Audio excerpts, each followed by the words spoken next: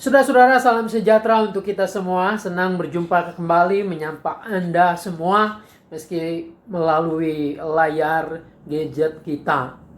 Namun kita yakin dan percaya Tuhanlah yang mempertemukan kita.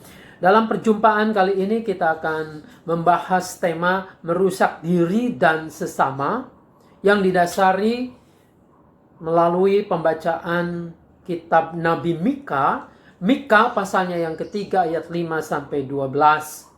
Kita menyiapkan bahan Alkitab kita, firman Tuhan yang disampaikan dulu oleh Nabi Mika 3 ayat 5-12. Kalau sudah, saya mengajak kita semua untuk menyatukan hati, kita berdoa.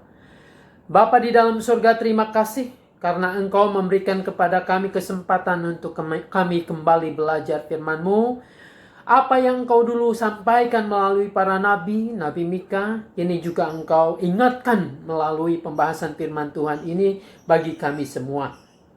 Berikan kemampuan oleh Roh-Mu yang kudus agar kami mengerti, memahami firman ini, dan tidak hanya berhenti dalam pengertian pemahaman, tetapi Roh Kudus jugalah yang menguatkan kami agar kami melakukan firman ini dalam hidup sehari-hari.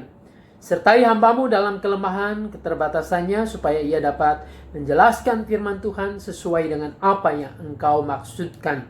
Dalam nama Tuhan kami Yesus Kristus, Sang Firman yang sesungguhnya itu, kami berdoa kepada Bapa di sorga. Amin. Mika pasalnya yang ke-3 ayat 5-12, saya akan bacakan untuk kita semua begini. Beginilah firman Tuhan terhadap para nabi yang menyesatkan bangsaku, yang apabila mereka mendapat sesuatu untuk dikunyah, maka mereka menyerukan damai.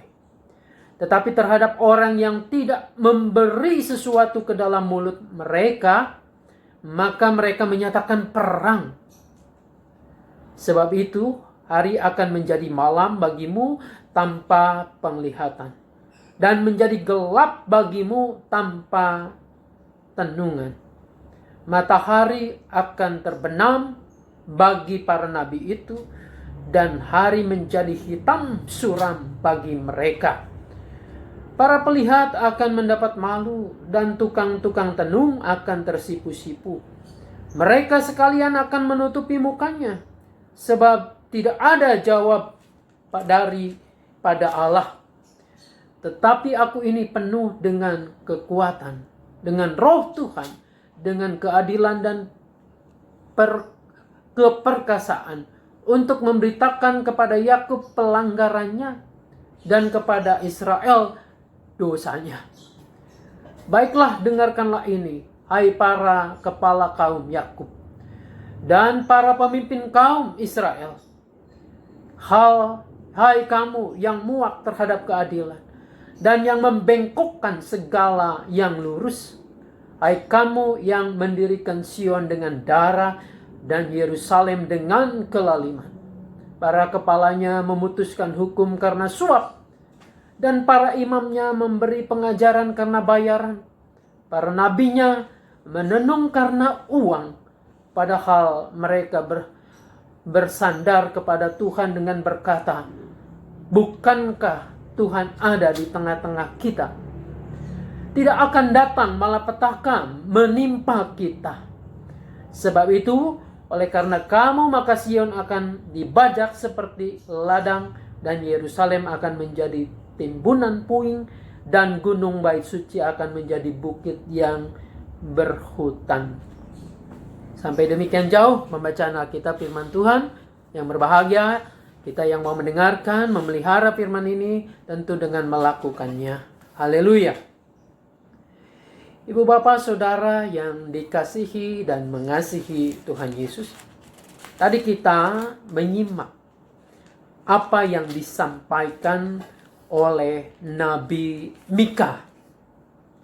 Nabi Mika, ini dari kata Mikayahu. Mikayahu itu artinya siapakah yang seperti Tuhan? Siapakah yang seperti JHWH atau Adonai? Namanya sendiri merupakan sebuah penyataan. Penyataan untuk direnungkan bersama umat Allah pada waktu itu.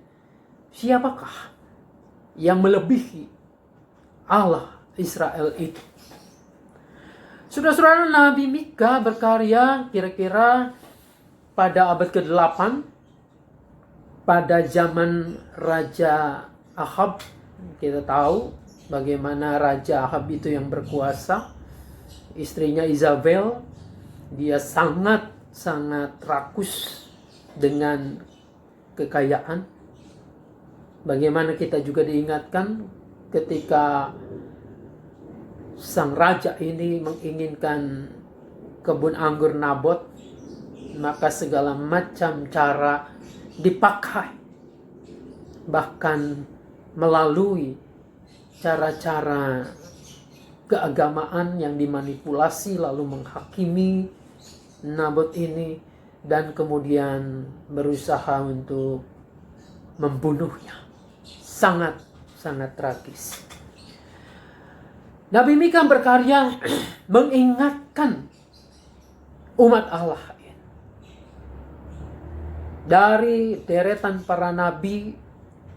Mungkin Nabi Mika lah yang pada masa-masa awal mengingatkan untuk bangsa Israel ini, untuk umat Allah ini tidak tenang-tenang saja. Bahwa hari Tuhan akan datang, hari yang mengerikan, hari yang akan menuntut pertanggungjawaban dan penghakiman untuk umat Allah ini. Saudara yang dikasihi dan mengasihi Tuhan Yesus, kalau kita baca dan cermati firman Tuhan yang pada hari ini kita baca, ini adalah teguran sang Nabi Mika ini kepada umat Allah, khususnya para nabi.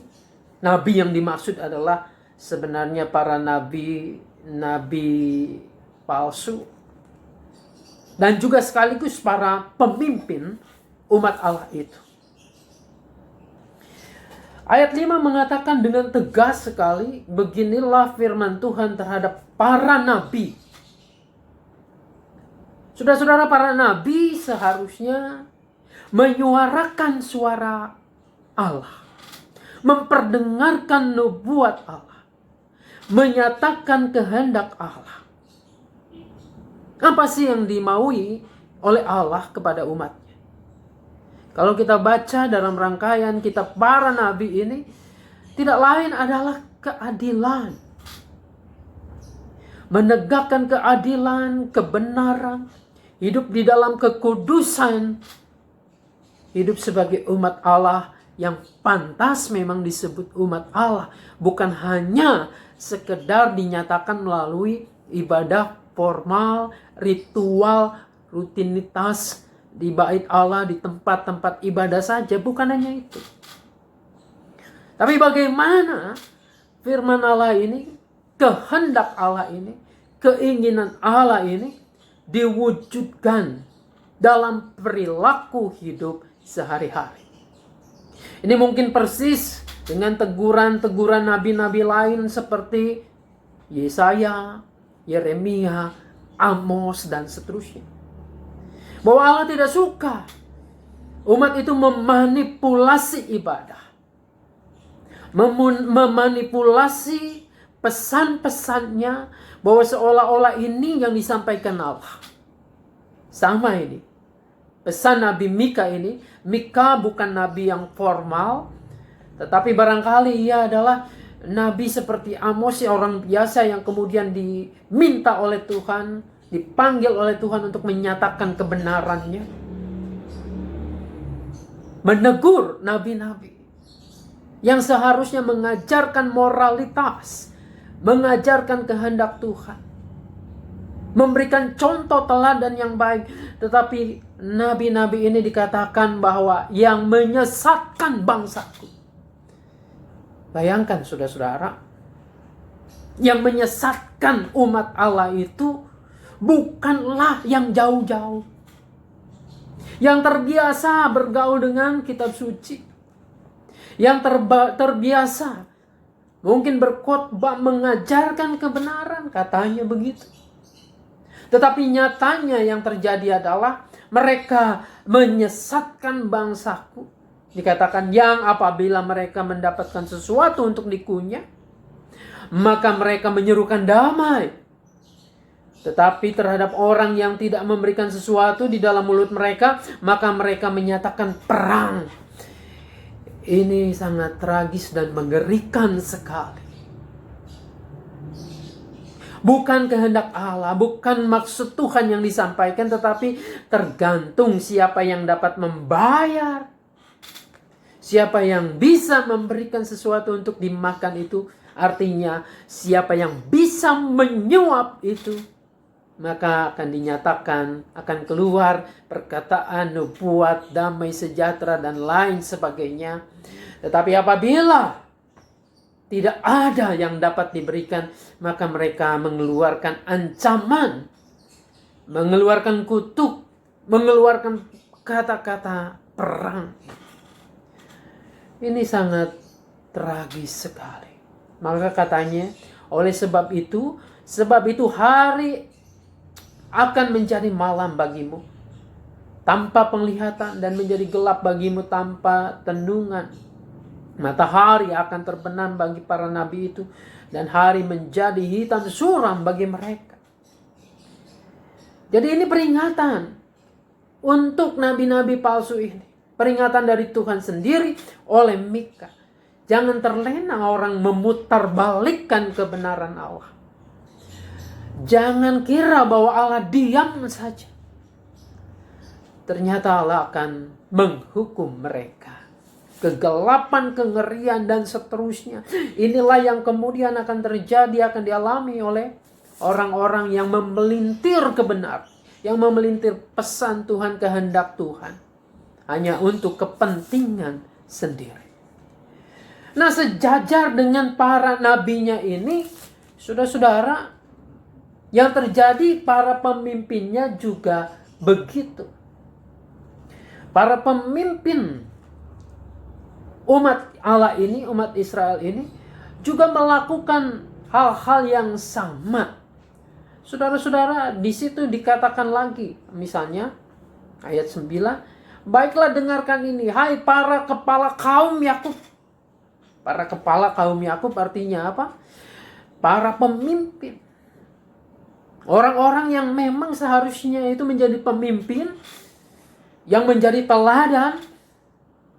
Tetapi yang terjadi adalah, dan para pemimpin kaum Israel, hai kamu yang muak terhadap keadilan, dan yang membengkokkan segala yang lurus. Hai kamu yang mendirikan Sion dengan darah, dan Yerusalem dengan kelaliman. Saudara-saudara, bayangkan ini. Seharusnya para pemimpin itu mengenal, mengerti, memahami kehendak Tuhan. Yang tadi saya katakan, kehendaknya adalah tidak lain keadilan, kebenaran. Tetapi para pemimpin, para pemimpin kaum Israel ini, justru yang terjadi adalah muak dengan keadilan. Saudara-saudara, bayangkan apa yang terjadi. Kehidupan yang seperti apa kalau orang itu sudah muak dengan keadilan.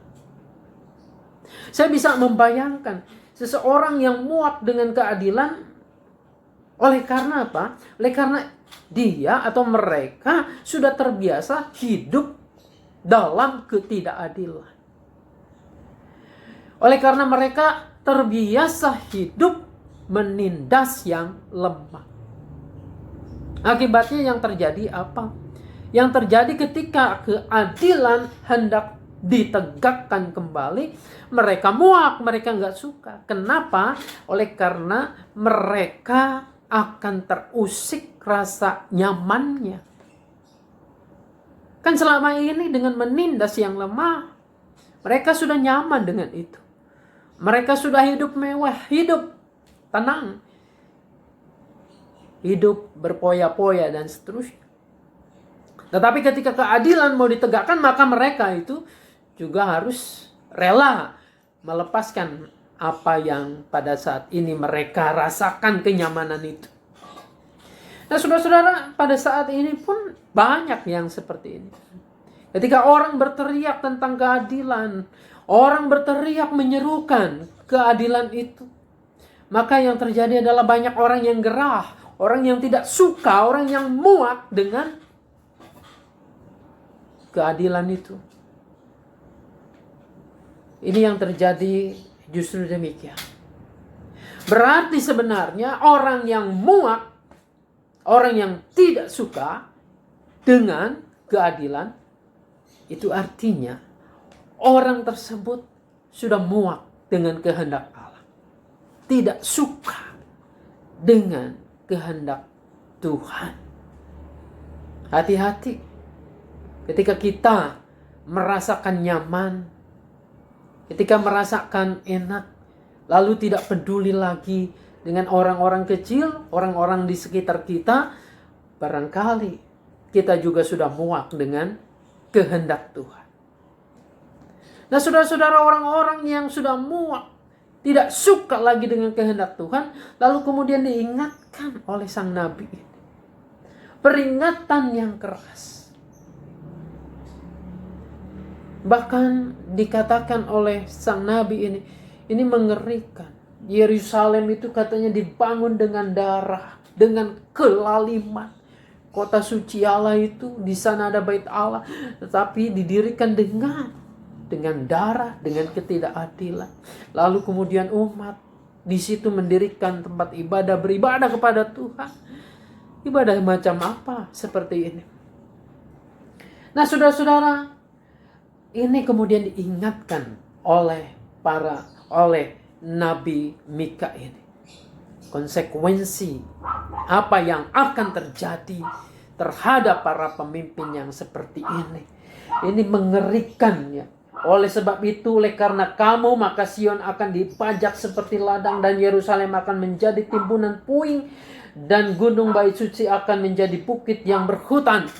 Ini adalah penghukuman yang menandakan sesuatu yang mengerikan yang akan terjadi, yang dialami oleh umat Tuhan ini, yang seharusnya hidup menyatakan kehendak Allah, keadilannya, kebenarannya, kasihnya kepada sesama ini, bahkan kepada orang yang menderita. Tetapi ini yang terjadi sebaliknya.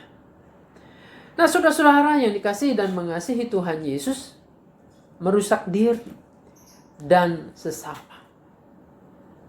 Pertama-tama, para nabi ini, dengan apa yang mereka lakukan, mereka sadar atau tidak, ketika memutarbalikkan kehendak Allah, ketika tidak suka dengan keadilan, ketika tidak lagi menyatakan kehendaknya, maka mereka merusak dirinya sendiri. Bukan hanya itu, bukan hanya merusak dirinya sendiri, dampaknya yang luar biasa adalah yang terjadi terhadap bangsa umat ini. Rusak. Tidak ada lagi teladan yang bisa dipercayai. Tidak ada lagi orang yang punya integritas yang dapat dijadikan contoh.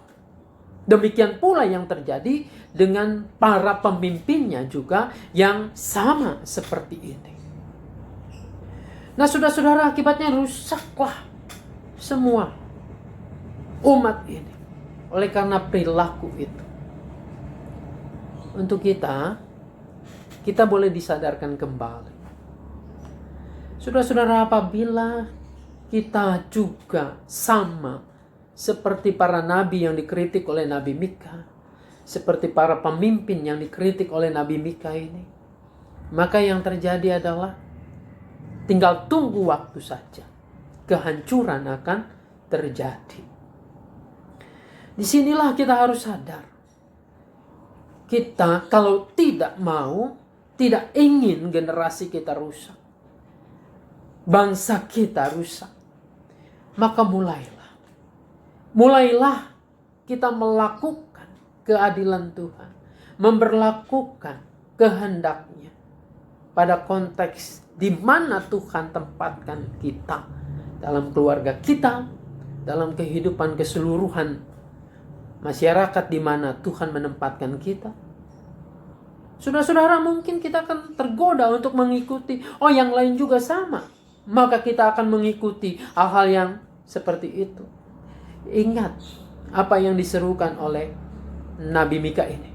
Atau mungkin Anda dan saya akan mengatakan, saya kan bukan nabi, saya bukan pendeta, saya bukan pengajar, saya bukan pemimpin. Bisa jadi benar. Tapi saudara-saudara, setiap orang adalah pemimpin bagi dirinya sendiri. Anda ditugasi untuk memimpin diri sendiri minimal.